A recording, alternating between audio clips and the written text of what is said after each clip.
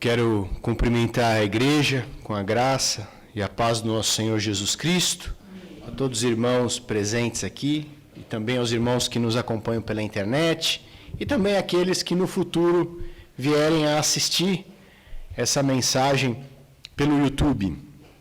Existe uma técnica de oratória para quem vai pregar, que o pregador jamais deve se desmerecer perante a audiência. Isso é muito comum. O pregador logo no início se desculpar, se desmerecer. Por exemplo, quando o pregador chega e fala assim: olha, irmãos, não era eu para pregar, era outra pessoa, mas não pôde vir, e faltando meia hora me convidaram para eu substituir, então os irmãos me desculpam se não sair alguma coisa certa, tal. Dizem que o pregador não pode falar isso. Outro exemplo, alguns pregadores chegam aqui e falam assim: irmãos, os irmãos sabem que eu não sou pregador, eu só que contribuo, tal, Então, quando o pregador ele se desmerece logo no início da pregação, dizem que a atenção dos ouvintes é desviada. Se você não está preparado, se você está improvisado, se você não é pregador, eu não vou prestar atenção em você, vou fazer outra coisa, Se estiver assistindo pela internet, então, aí desliga a câmera, vai fazer outras coisas, Só que hoje eu vou ter que quebrar essa regra. E eu vou ter que me desmerecer como pregador. Vou ter que me colocar num patamar bem abaixo. E espero que isso não culmine, não resulte na falta de interesse dos irmãos. Pelo contrário. E o fato de eu me desmerecer é porque o tema que vai ser abordado, ele está muito acima da minha compreensão e da minha capacidade de transmitir esse tema. Ao longo dessa semana, nós tratamos sobre vários aspectos da vida de Jesus. E o tema foi Vivendo como Jesus viveu. Então, desde sábado passado, nós pegamos aspectos da vida de Jesus, perdoando como Jesus perdoou, adorando como Jesus adorou, servindo como Jesus serviu, se relacionando como Jesus se relacionou e assim por diante. E hoje, para terminar a semana de oração, eu não poderia falar sobre outra coisa a não ser sobre o amor. O tema, amando como Jesus amou. E é por conta da grandeza e da magnitude desse tema que o pregador é obrigado a se desqualificar. Porque ele não vai conseguir transmitir toda a grandeza do assunto. Em primeiro lugar, ele não consegue transmitir porque toda transmissão de informação ela é feita com palavras humanas. E eu vou pregar aqui em língua portuguesa. E a língua portuguesa, ela tem limitações. As palavras, elas não refletem, muitas vezes, o significado que o emissor da mensagem pretende imprimir. E se fosse de outros idiomas também. Porque nenhuma palavra do mundo, em qualquer idioma, é capaz de refletir e descrever com precisão o amor que é o tema de hoje. E mesmo se houvesse algum idioma no mundo, um conjunto de palavras capaz de expressar a grandeza do amor de Deus, mesmo assim a minha tarefa ia ser mal sucedida, porque nossa mente ela é limitada e não é possível compreender, capturar, ter um vislumbre total do amor de Deus. Está acima da nossa compreensão. Mas nós vamos fazer aquilo que Deus nos permite fazer, para tentarmos, talvez, receber uma percepção, um vislumbre um pouco maior do que é o amor de Deus. Antes eu quero ler Efésios 3, 16 a 19, oração de Paulo. Oro para que, segundo as riquezas da sua glória, vos conceda que sejais fortalecidos com poder pelo seu Espírito no homem interior, para que Cristo habite pela fé nos vossos corações.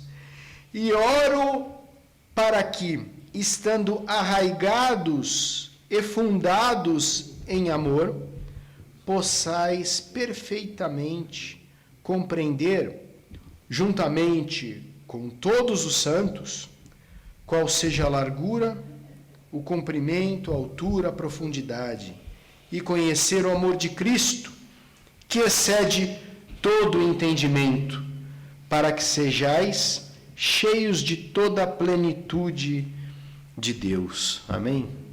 O desejo do apóstolo Paulo é que os efésios, os cristãos de forma geral, falou para os efésios, mas é para nós também, estivessem arraigados e fundados no amor. O que significa arraigados e fundados no amor? Arraigado vem da palavra raiz. E fundado vem da palavra fundação, fundamento. É a base do relacionamento da igreja, está no amor. Só que isso está escondido embaixo da terra. Porque tanto a raiz de uma planta quanto a fundação de um edifício fica onde? Fica escondido.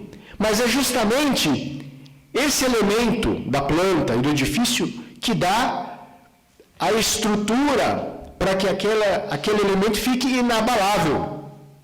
E é o amor que nos sustenta. E o impressionante aqui é que quando ele fala, eu oro para que, estando arraigados no amor, possais perfeitamente compreender, juntamente com todos os santos. Ele não fala, possais compreender individualmente, cada um, qual seja a amplitude e o tamanho do amor de Deus. Não é. Porque sozinhos nós não conseguimos compreender o amor de Deus e nem praticar. O exercício do amor, ele justamente exige que nós estejamos junto com outras pessoas. Porque a manifestação do amor se dá nessa comunidade. Então eu posso me isolar ali numa montanha e ficar meditando até sobre o amor, mas eu não vou conseguir colocar o amor em prática. Eu só consigo colocar o amor em prática, como diz Paulo aqui, juntamente com todos os santos, e ter a percepção do verdadeiro amor de Deus.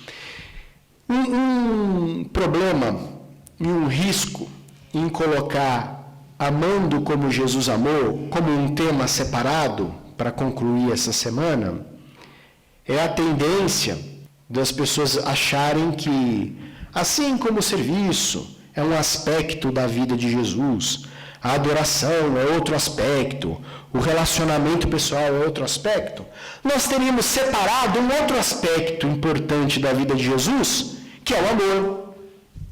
E ninguém tem dúvida de que o amor de Cristo sobrepuja o entendimento. Mas a advertência, o alerta que eu tenho que dar para os irmãos é que, embora, para fins didáticos, nós separamos um dia para falar amando como Jesus amou, o amor não é um aspecto separado de todos os aspectos que já foram abordados. O amor, ele está em todos eles, desde o primeiro ali. Perdoando como Jesus perdoou, tem um amor ali. Adorando como Jesus adorou, tem um amor. Relacionando-se como Jesus se relacionou, tem um amor. Por quê? E aí eu convido para lermos Colossenses 3, 14 e 15. E sobre tudo isso, revestivos de amor, que é o vínculo da perfeição, e a paz de Deus, para a qual fostes chamados em um só corpo, e dominem vossos corações, e sede agradecidos. Paulo coloca o amor como o vínculo da perfeição. O que é o vínculo? Vincular significa unir, aderir, juntar. O amor é o elemento que junta todos os pontos que nós conversamos essa semana. E o amor está lá dentro também, de cada um deles. É como se fosse uma essas pulseirinhas, né? Essas pulseirinhas que as meninas fazem, e elas vão montando e vão colocando as bolinhas dentro da pulseirinha. E depois elas fecham. Eu diria que cada bolinha é um elemento. Uma bolinha é o perdão, outra bolinha é o testemunho, outra bolinha é a adoração, outra bolinha é a obediência à lei de Deus. Mas a cordinha que une toda essa pulseirinha, essa cordinha é o amor. Ele está presente em tudo. Eu me recordo há uns 30 anos, eu convivi com um irmão muito zeloso na igreja em que eu congregava na minha adolescência. E naquela ocasião, houve ali um casal de jovens que fez o que não deveria fazer. E aí aquilo foi um problema para a igreja, né? E esse irmão, alguns irmãos falam, não, nós temos que usar de misericórdia, de amor. E esse irmão muito zeloso, ele disse o seguinte, olha, uma coisa é o amor, Deus é amor, mas também tem o outro lado. Deus é justiça. Deus é justiça. Deus existe a lei, existe a justiça, existe, né? Então, tudo bem, tem o amor, mas tem a justiça. E aquilo me impressionou. Eu falei, é verdade. Existe o amor e existe aqui a lei, a justiça. E durante muito tempo, baseado nessa percepção, nessa visão desse irmão zeloso, eu sempre acreditei desse jeito. Realmente existe o amor, a misericórdia, mas, do outro lado, existe a justiça. E eu acho que demoraram algumas décadas para eu derrubar isso aí. Não existe o amor de um lado, e misericórdia, e do outro a justiça. Porque o amor vincula todos os atributos de Deus. Não existe nada que venha e proceda de Deus que não tenha o amor. E se eu estou falando de justiça, está o amor ali também junto com a justiça. Se eu estou falando de lei de Deus, existe o amor ali na lei de Deus. Aliás, a principal lei que existe é a lei do amor. Se eu estou falando de serviço cristão, o amor está ali, o amor está em tudo. Não tem como segregar, colocar o amor de um lado e a lei de outro. Se eu coloco o amor do lado e coloco a lei do outro, a lei, e separo o amor da lei, a lei virou o quê? Perdeu o espírito, virou letra. Virou um fuzil R-15 essa lei. É um fuzil detonador de almas. Então, demorou, mas eu consegui, depois de algum tempo, entender que o amor de Deus está em tudo. Está em tudo.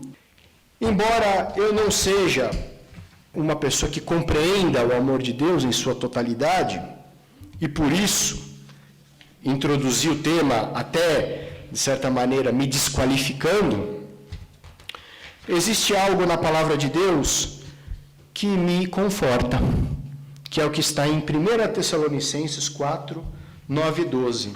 Lá diz o seguinte: no tocante ao amor fraternal, não há necessidade que eu vos escreva, porquanto vós mesmos estáis por Deus instruído, que deveis amar-vos uns aos outros. Quer dizer, Paulo já começa dizendo, olha, eu vou falar sobre o amor aqui, mas nem preciso falar muito, porque todo mundo já sabe que tem que amar uns aos outros.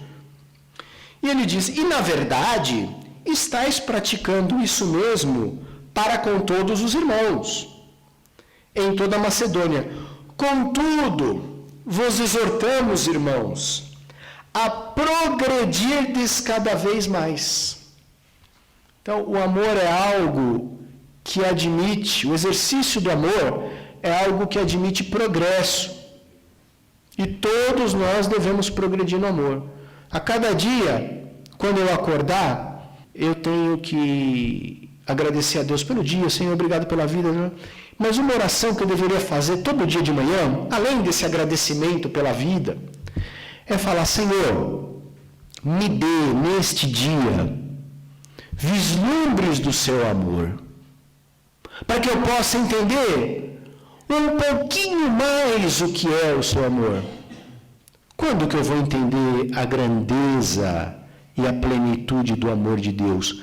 Talvez nunca eu entenda o amor de Deus em toda a sua plenitude e toda a sua grandeza, mas a cada dia eu preciso orar a Deus e falar: Senhor, me ajuda hoje a aprender um pouquinho mais do seu amor.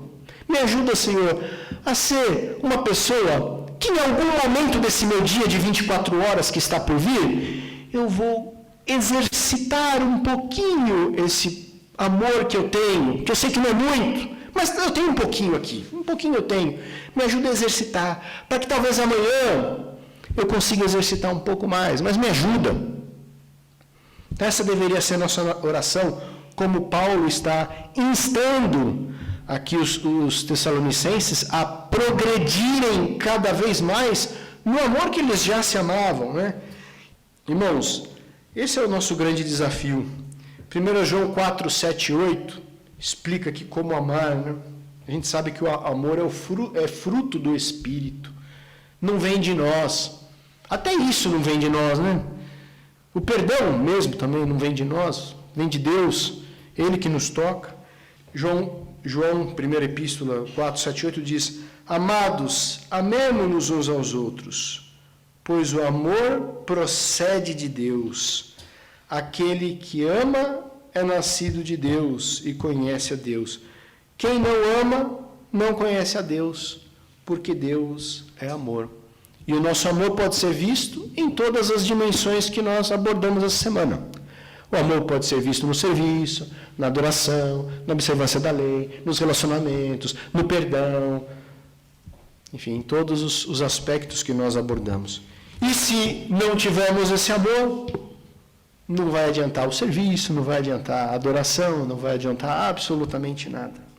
Se vocês imaginam que vão aprender a amar ouvindo um sermão de fim de semana de oração, não vão. Ninguém vai sair daqui aprendendo absolutamente nada. Mas o mínimo que eu posso fazer é orientar e dizer onde está a fonte. Não está nesse sermão, não está na semana de oração. A fonte está em buscar a Deus a cada momento.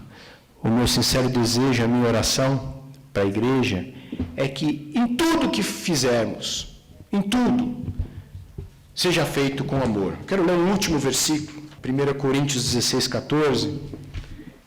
Fazei todas as vossas obras com amor. Que Deus abençoe a nossa igreja, que nossa igreja possa ser uma fonte de transmissão, de promoção de amor. E todos aqueles que nos cercam possam sentir esse amor como um perfume que é exalado. Que Deus abençoe a cada um de nós. É meu sincero desejo e a minha oração. Amém.